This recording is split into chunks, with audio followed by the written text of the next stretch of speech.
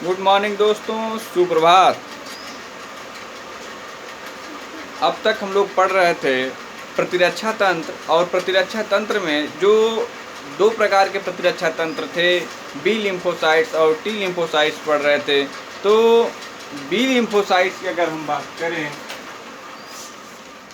किसकी बात करें, बी लिम्फोसाइट की, तो बी लिम्फोसाइट हमारा क्या हो चुका, पूरा हो चुका है।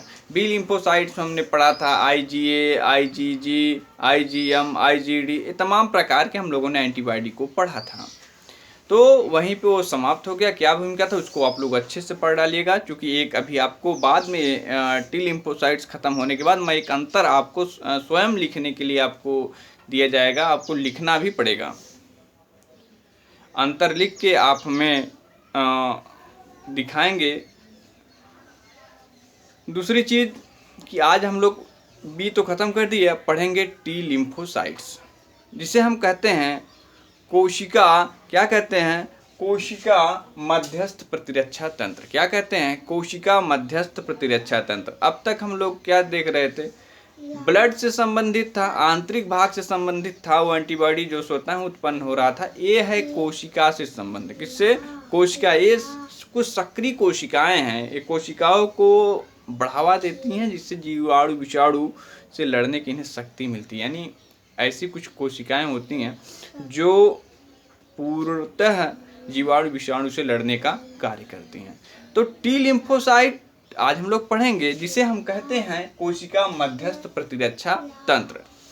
अब इसे कोशिका मध्यस्थ प्रतिरक्षा तंत्र एक प्रकार का है, क्या, एक प्रकार का क्या है, टी लिम्फोसाइट से। ध्यान रहे, परीक्षा में पूछता है कि कोशिका मध्यस्थ प्रतिरक्षा तंत्र का संबंध किससे होता है, तो किससे होता है, टी लिम्फोसाइट से होता है। किससे होता है, टी लिम्फोसाइट। इसे एक नाम और दिया जाता है जिसका नाम है CMIS।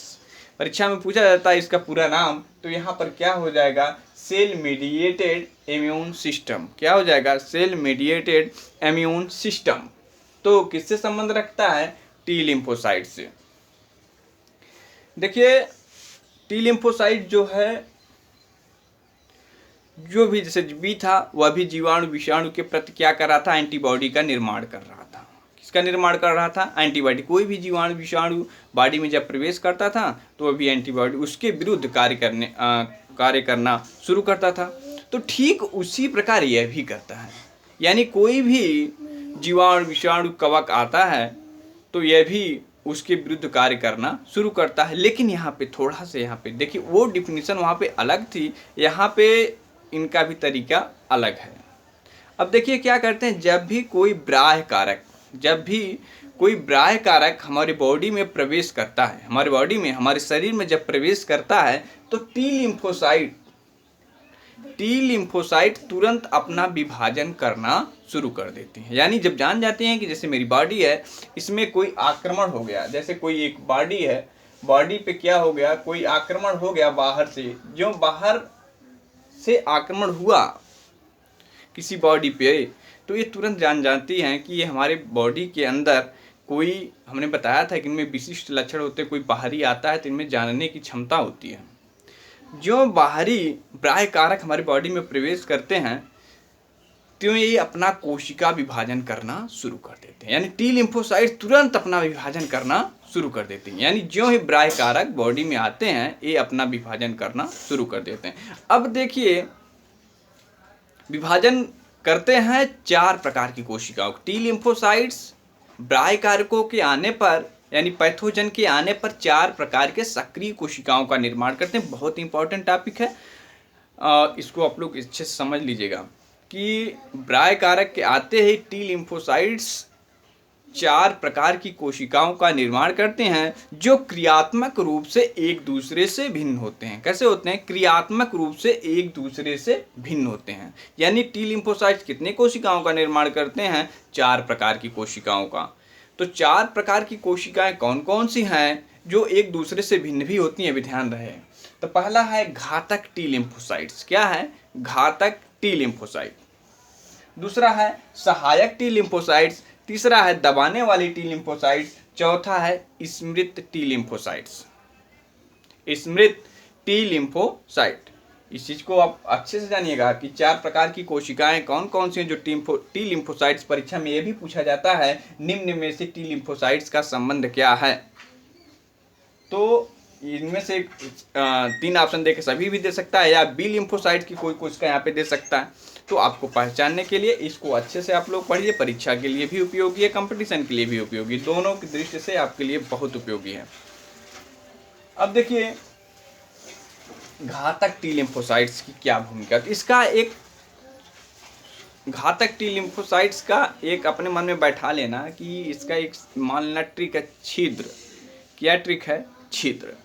ये क्या करता है घातक टी लिम्फोसाइट्स क्या करता है, जैसे ही कोई जीवाणु विषाणु बॉडी में प्रवेश करता है, जब टी लिम्फोसाइट सक्रिय के विभाजन में घातक टी लिम्फोसाइट्स का निर्माण कर चुकी होती हैं, तो जो बाहर से आए हुए जीवाणु विषाणु रहते हैं तो उनको दौड़ा के पकड़ता है। पकड़ने के बाद उनके बॉडी में क्या करता है, छिद्र बना देता है, छेद कर देता है। कौन? घातक टी लिम्फोसाइट्स। ये ध्यान रहे, एक प्रकार के सक्रिय कोशिकांग हैं, सक्रिय कोशिका है जो जीवाणु विषाणु जो हमारे बॉडी में प्रवेश करते हैं या जो कर चुके हैं उनके ऊपर एक टी लिम्फोसाइट्स विभाजित के दौरान जो घातक टी लिम्फोसाइट्स है ये तुरंत निकलते हैं और जीवाणु विषाणुओं के शरीर में क्या बना देते हैं, छिद्र बना देते हैं। छिद्र बनाते ही वो जीवाणु विषाणु नष्ट हो जाते हैं, उनमें छेद कर देते हैं, जिससे जीवाणु विषाणु क्या हो जाते हैं, नष्ट हो जाते हैं। तो ये क्लियर हुआ।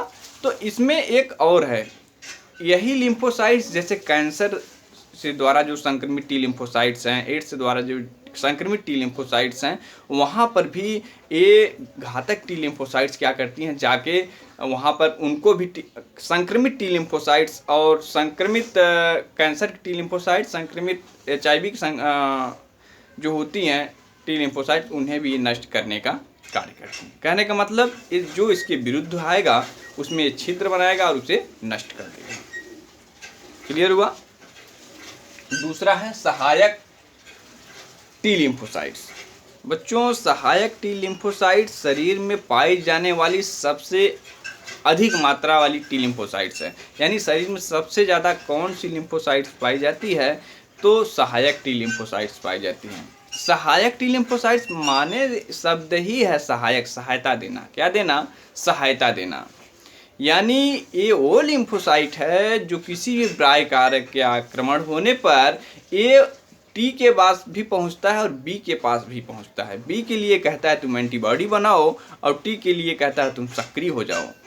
दोनों को उत्साहित करता है और उस बाह्य कारक, उस पैथोजन के पास पहुंचाता है और ये लोग उनको पहुंचकर क्या कर देते हैं, नष्ट कर देते हैं। कहने का मतलब ये दोनों में मदद करता है, टी और बी में क्या करता है, सहायता करता है। एंटीबॉडी बनाने में, निर्माण करने में क्या करता है, मदद करता है। नाम ही है सहायक टी लिम्फोसाइट्स ना। और सबसे ज़्यादा पाई जाने वाली लिम्फोसाइट्स कौन है?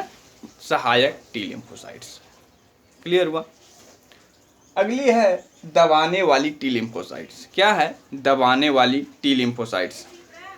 दबाने वाली टी लिम्फोसाइट्स का ये मतलब है यहाँ पर कि जैसे कोई पैथोजन है और हमारी बॉडी में आक्रमण कर चुका है, लेकिन हमारे बॉडी में सक्रिय जो कोशिकांग हैं टी और बी लिम्फोसाइट्स उसे मारने का कार्य करते हैं, मार के ख़त्म करते रहते हैं। हाँ, तो वो लगातार उस पर आक्रमण करते हैं मर जाने के बाद भी, और हमारे बॉडी के कुछ सिस्टम को भी वो प्रभावित करना शुरू कर देते हैं। ऐसे स्थिति में दबाने वाले टी लिम्फोसाइट्स उन्हें कहते हैं कि नहीं, बस अब जो पैथोजन था वो ख़त्म हो चुका है, अब यहाँ हमें नियंत्रित रहने की आवश्यकता है। यानी ये नियंत्रित करने के कार्य करते हैं किस अवस्था में, जब संक्रमण खत्म हो चुका होता है। यानी जो हमारी बॉडी के प्रतिरक्षी तंत्र हैं उन्हें नियंत्रित करते हैं, रोकने का कार्य करते हैं। कब? जब संक्रमण की समाप्ति हो जाती है। तो यहाँ पर ये आपका क्लियर हुआ। अगला स्टेप हमारा बनता है स्मृत टी लिम्फोसाइट्स। क्या है? स्मृत टी लिम्फोसाइट्स। स्मृत माने याद करना। आपको समझ में आ गया होगा। जैसे हमने बताया था प्राथमिक, जब मैंने बताया था कि उपार्जित प्रतिरक्षा तंत्र में एक प्राथमिक अनुक्रिया होती है, एक द्वितीयक अनुक्रिया होती है। तो प्राथमिक में क्या था, किसी भी रोगजनक को धीरे धीरे पहचानता है, धीरे धीरे क्या करता है, उसके प्रति कार्य करता है। लेकिन जब दूसरी बार आक्रमण होता है तो बड़े तेजी से मारता है। तो स्मृत कोशिका क्या करती है, एक पहचानती, याद की रहती है कि क्या ये पहले हमारे बॉडी में आ चुका है कि नहीं आ चुका, यानी पहचानने वाली ये कोशिका है, याद करके रखती हैं। ऐसी किसी भी हमारे पैथोजन से सामना हुआ है, अगर हुआ है तो ये तुरंत दौड़ा के मारने का कार्य करती हैं, यानी याद दिलाने का कार्य करती हैं। ये पहले आ चुका है तो इसे मारेंगे, अगर नहीं आया है तो इसके प्रति अनुक्रिया करेंगे। तो ये 4 प्रकार की ये कोशिकाएं हो गई, घातक टी लिम्फोसाइट, सहायक टी लिम्फोसाइट, दबाने वाली टी लिम्फोसाइट्स और स्मृत टी लिम्फोसाइट। यानी यहाँ पर टी लिम्फोसाइट्स के लिए बस इतना ही, लेकिन बहुत ही इंपॉर्टेंट है, परीक्षा में पूछता है। टी लिम्फोसाइट्स तथा बी लिम्फोसाइट्स में अंतर स्पष्ट कीजिए। एक क्वेश्चन आपके लिए ये भी बनता है, आप लोग हमारी यही उम्मीद है कि आप लोग ये करके दिखाएंगे कि सक्रिय तथा निष्क्रिय प्रतिरक्षा तंत्र में अंतर स्पष्ट कीजिए। परीक्षा में खूब पूछा जाता है, तो इसी के आधार पर सक्रिय क्या होते हैं और निष्क्रिय क्या होते हैं, इसके लिए आप लोग कोशिश करिए और इसको अंतर हमें करके हमें बताइए। हम ये उम्मीद करेंगे कि आप लोग बताएंगे, नहीं बताएंगे तो हम बताएंगे। धन्यवाद।